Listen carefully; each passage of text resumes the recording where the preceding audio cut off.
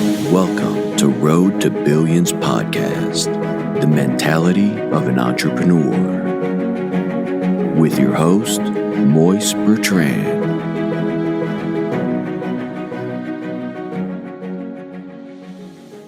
It is your host, Moise Bertrand, the Road to Billions podcast. It's good being back on the mic. It's good you guys are hearing me. I've been taking a little bit of time away from podcasting, just traveling the world, of course. As you guys know or haven't known, I just went to Panama City, Panama, and it was a beautiful experience out there. You get me? And I'm gonna talk a little bit more about that later down the line in the podcast. But most importantly, I want you guys to document the journey. You get me? Document the journey. And I made a podcast post the other day on Road to Billions. I made a post saying what podcasting means to me, and I take that to heart. When I make podcasts such as Road to Billions, and I help others make their podcasts and create and produce, I really take that passion and I fuel it into consistency. I just don't do this just to do it for showboating. I just don't do this just to hear myself talk. I do this honestly because I like to leave documentation and of use of this podcast for others, for those who want to obviously learn entrepreneurship, those who want to learn a little bit about real estate and business and the mindset of entrepreneur, because we don't talk about it. All on social media, all's going on is freaking gender wars, gender reveals, pregnancies, weddings, bullshit, wars, famine. This all type of bullshit that's not really focused on creating the lifestyle we're actually dreaming of. And I say document the journey because you want to be grateful for where you came from, right? I remember when I was sleeping on the air mattress and I used to ask God, I'm like, man, teach me a skill set that's going to allow me to create, that's going to allow me to create my own path. That's going to allow me to be self-employed. That's going to allow my income to be able to take care of my everyday necessities. And he gave me real estate. And with that doing so, I teach as I go. I teach as I learn. So I give the game away. There's no one in the world or around me that can say, Moise didn't give me nothing to learn, or he didn't give me nothing that's to better myself. I tell everybody, everything I do, I think you should copy it. And I copy those who do better than me. And you should document your journey because you want to see how far you came.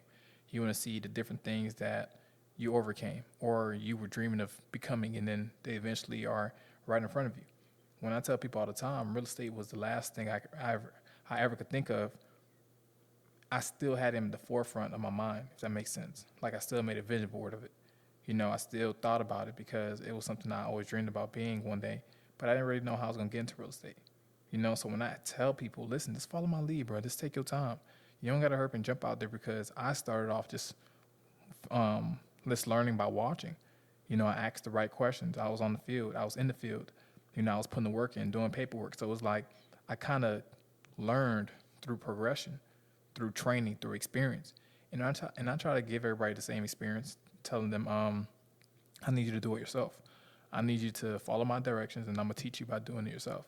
You're going to fuck up a few times. You're going to come back with some questions, and I'm going to have the answers for you. And then once you get that wrapped up, then you're going to start learning how to do this real estate on your own. And I take great deal of success and accomplishment in knowing that I replicated myself in other people. You get me? And that's why I document the journey. I document my mentees coming in with no knowledge. I document them giving me, my recognition in the beginning, because I tell them, hold off on that a little bit, because we're going to double that in the end. You get me? Because I see the cycle that I always go through. People come in, they're a little bit shy. They start learning. They make a little bit of money. And boom, now they're already on their own. And I'm glad that I was able to plant that seed in many people's lives and many people's mindset, because some people came in under me not knowing, what any real estate terminology was, even though they see real estate every day. So I tell people document the journey because you want to see how far you came, your knowledge, your body type, your physique, your mindset, your success. You get me? And I documented Panama City because, first off, I decided to go to Panama because it was so random. And I told myself I just wanted to do something for myself because I haven't done anything in so long that I felt guilty for doing something for myself, finally for the first time. So I had to tell myself, listen, just enjoy the trip, let loose. And it was one of the best trips I ever took in my life, honestly. And I'm very much am happy that I took that trip, that I went ahead and I took that excursion upon myself. You know, I took a solo trip upon myself, and it was a beautiful experience. Of course, I met other people. I interacted, and you know, we partied till the sun came up. You know, but that's the thing about life. You know, you gotta be able to balance that. And I had a hard time balancing those things because, like I tell you guys all the time, I'm always constantly working. I'm always grinding. I'm always trying to put myself ahead of others. And I don't know what's going on. I'm just talking all country and all mixed up, but just grinding, trying to put myself ahead of others. And it just made me feel like me winding down a little bit was a little bit guilty. So I told myself, this party, bro, party your ass off. And I did that. And I met other people, like I said. And everybody was just on the same voyage. Everybody was on their own journey. And I took a lot of account of everybody's reasoning why they came to Panama. Some people say, hey, I constantly come to Panama every year. You know, I met a guy named Matt. Shout out to Matt. He said he's come to Panama like 2-3 times a year. I met a guy named Ben, another solo guy who first time was out there along with myself. He just said he just, you know, booked it because it was just a random trip. It was a package deal he found on the website. And we all came together, man. We had a good time. You know, we got some drinks and we went out and we interacted with other women and other guys who obviously was just on trips, and we just conversed. And like I said, we partied till the sun come up. But the most important things that we all were entrepreneurs and business owners in our own field. You get me? Ben, of course, he was a workout fitness coach. He has his own business. And Matt, he owns his own, you know, business and stuff. He didn't really go too much into it, but something dealing with tech. Pretty much, I didn't really ask too many of these guys personal questions per se, but I did get a broad general of what they do for a living now, and I'm very proud of these guys because it opened my eyes to everybody doing what they want to do without the restraint of what society's telling them what to do. You know, we all came together and we was eating steak one night, and you know, I said to Matt, I was like, hey, bro, like, do you have any kids? He was like, yeah, I do. I have one. And I was like, was it like a random kid, or was it a kid that you obviously were planning for? And most people, like, the reason why I fuck with most people who are honest and who are straightforward is because it lets me know, like, you don't really have time for the bullshit. You know, either I'm gonna fuck with you or you're not gonna fuck with me. You feel me? We're gonna figure this out right now. He was like, nah, it was just out of random. And I was like, you know, that's real. Most people would have gave me the runaround and an excuse on why it happened. He was like, it was random. But he was like, I love my daughter, and I'm taking care of her. And, you know, me and her mother, obviously, we have arrangements to make this work. And I stood there and I was like, yo, that's real stand up. You know, he got straight to the point, and that was one of the reasons why I was like, listen, this guy, he's a straightforward guy. Ben is the same way. You know, we asked him questions and he got straight to the point. People my age, and I'm not gonna say these guys only because it was in their 30s or 33s. That's the reason why they have so much wisdom and they were just straight to the point. Because I still know people who are in their 30s who still act childish, right? Let's be real.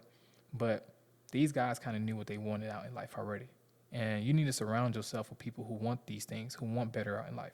You feel me? When I was talking to these guys, they was like, man, I just came from Portugal. I came from Sweden. I came from Switzerland. I came from Amsterdam. And, you know, they're traveling the world as young black men, and we're here sitting here like, bro, look at us, bro. Like, it's people back home who could only imagine being in the position we're in, right? And we're sitting there and we're like, man, I remember a few years ago, we couldn't even afford to, you know, buy ourselves, you know, a little piece of sandwich, you know, or that rent was crazy. Now we're taking care of ourselves. We have our businesses, and it's taking care of our livelihood.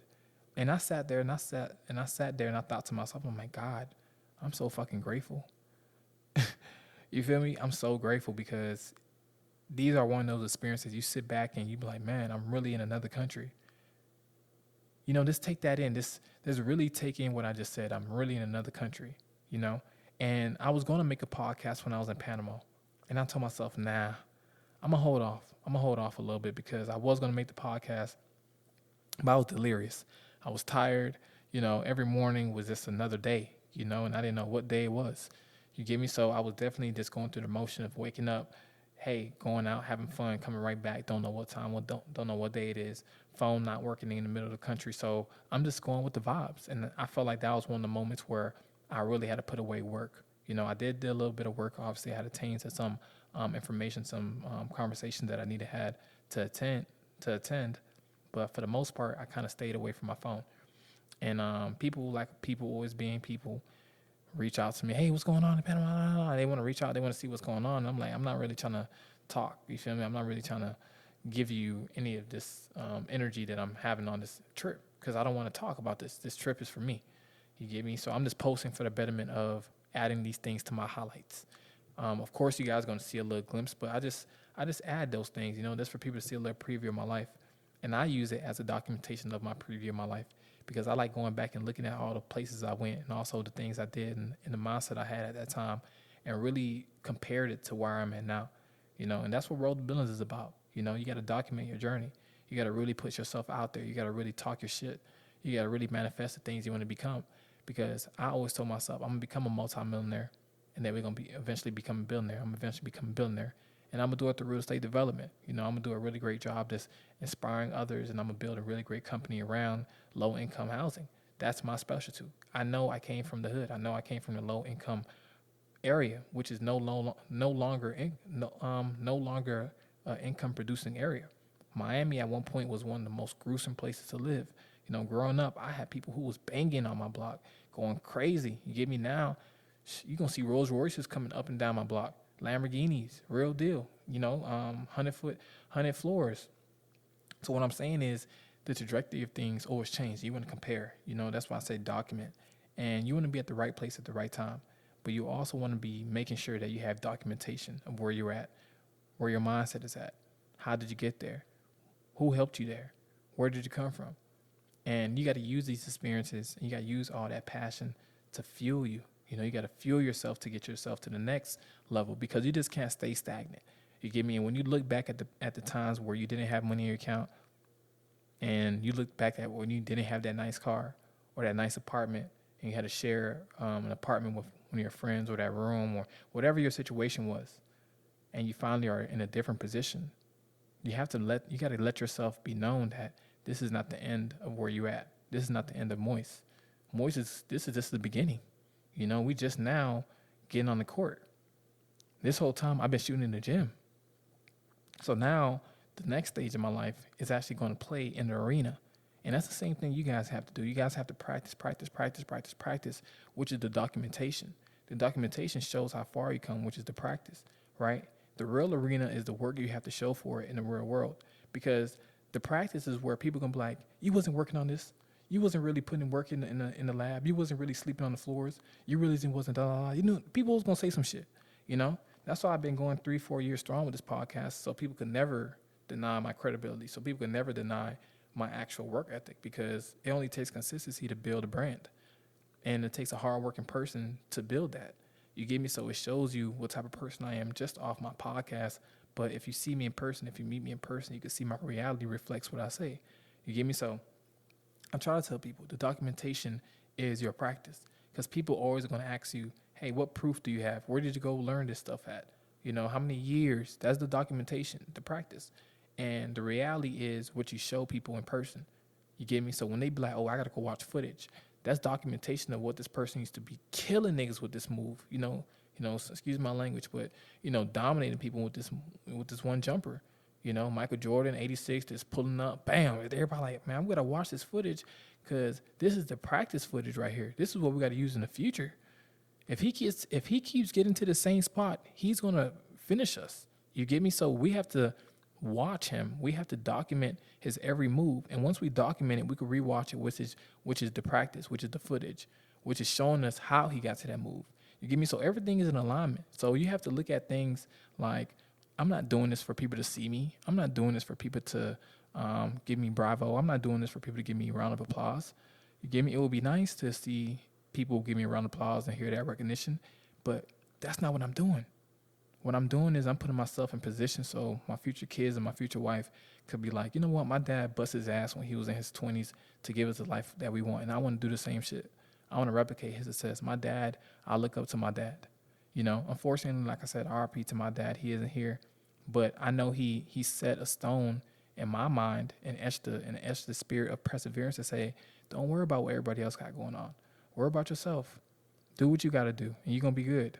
He used to always say that. So I know the same thing is going to be etched in my kids' mind when I tell them that, because I took that same approach in the things I do in life. Everything's going to be good. Slow and steady wins the race. I don't want to go fast. I don't need microwave results. Put it on a stove, cook it slow. You get me? So we get in places that other people can only dream of. And the only way we're going to get there is by working hard and documenting the journey. We have to document where we went wrong. We have to document the places that we want to go.